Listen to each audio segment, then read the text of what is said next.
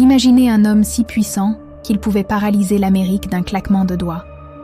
Un homme qui, un jour, s'est volatilisé sans laisser de traces.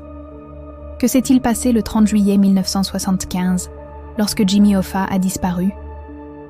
Et si cette disparition cachait une vérité que personne ne devait jamais découvrir? Nous sommes dans l'Amérique des années 70, une époque de tension, de pouvoir et de corruption. Au cœur de cette tourmente se trouve James Riddle Hoffa, plus connu sous le nom de Jimmy Hoffa. Ce n'était pas un homme ordinaire. C'était le président charismatique et controversé du syndicat des Teamsters, l'un des plus puissants au monde. Grâce à son influence, les conditions de travail de millions de camionneurs américains se sont considérablement améliorées. Mais ce pouvoir avait un prix. Pour asseoir son autorité, Hoffa a noué des alliances dangereuses, notamment avec la mafia, des prêts illégaux, des caisses noires, des intimidations. Les Teamsters sous Hoffa sont devenus une machine redoutable, mêlant lutte sociale et crime organisé. Cette ascension fulgurante a attiré l'attention d'un autre homme ambitieux, Robert F. Kennedy, alors procureur général. Kennedy a fait de la chute de Hoffa une affaire personnelle, lançant contre lui une véritable croisade judiciaire. En 1967, après des années de bataille, Hoffa est finalement emprisonné pour corruption et fraude. Mais même derrière les barreaux, son influence reste immense. En 1971, le président Richard Nixon commut sa peine, mais à une condition. Hoffa ne doit plus s'impliquer dans les activités syndicales avant 1980. Pour un homme comme lui, cette interdiction est pire que la prison.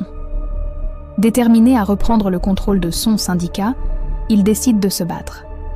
C'est dans ce contexte explosif que nous arrivons au 30 juillet 1975. Hoffa a rendez-vous au Matchus Red Fox, un restaurant huppé de la banlieue de Détroit. Il doit y rencontrer deux figures importantes de la mafia, Anthony Tony Jack Giacalone et Anthony Tony Pro Provenzano. L'enjeu de cette rencontre est crucial.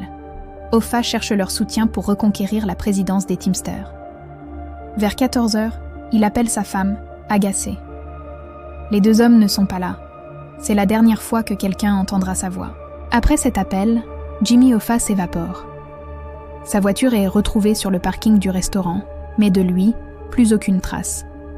Le FBI lance immédiatement l'une des plus grandes enquêtes de son histoire. La première théorie, et la plus largement acceptée, est celle de l'assassinat par la mafia.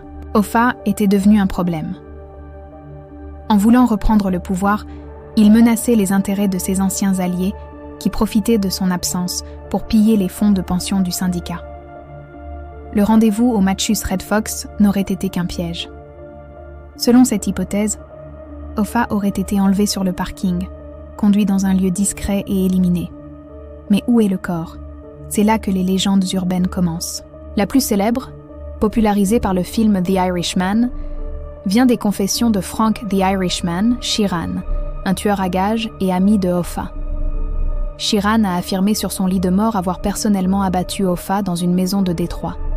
Il raconte avoir été conduit là par le fils adoptif de Hoffa, Chucky O'Brien.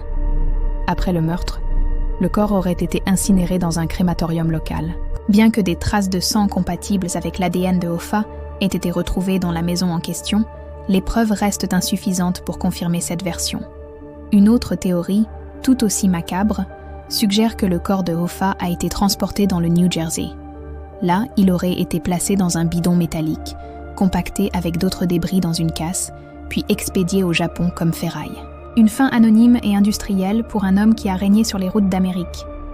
Mais la plus emblématique des rumeurs est sans doute celle du Giant Stadium. La légende veut que le corps de Hoffa ait été coulé dans les fondations en béton du stade, alors en construction dans le New Jersey. Cette rumeur est si tenace que lorsque le stade a été démoli en 2010, le FBI était présent, scrutant les décombres, en vain. Aucune trace de Hoffa n'a été découverte. Au fil des décennies, les fouilles se sont multipliées. Des champs du Michigan aux arrière-cours du New Jersey, le FBI a creusé, sondé et analysé des dizaines de sites. Chaque nouvelle piste, chaque témoignage tardif a ravivé l'espoir de résoudre enfin le mystère, mais chaque fois, l'enquête s'est heurtée à un mur de silence. Alors, que faut-il en penser? Hoffa a-t-il été trahi par ceux qu'il considérait comme ses alliés? Son ambition démesurée a-t-elle signé son arrêt de mort? La mafia, experte dans l'art de faire disparaître les corps, a probablement réussi son coup le plus spectaculaire, créant un mythe qui perdure un demi-siècle plus tard. L'absence de corps n'est pas seulement un échec pour les enquêteurs, c'est une stratégie délibérée.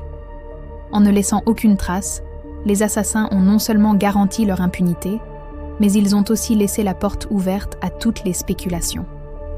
Le mystère de la disparition de Jimmy Hoffa est devenu plus grand que l'homme lui-même.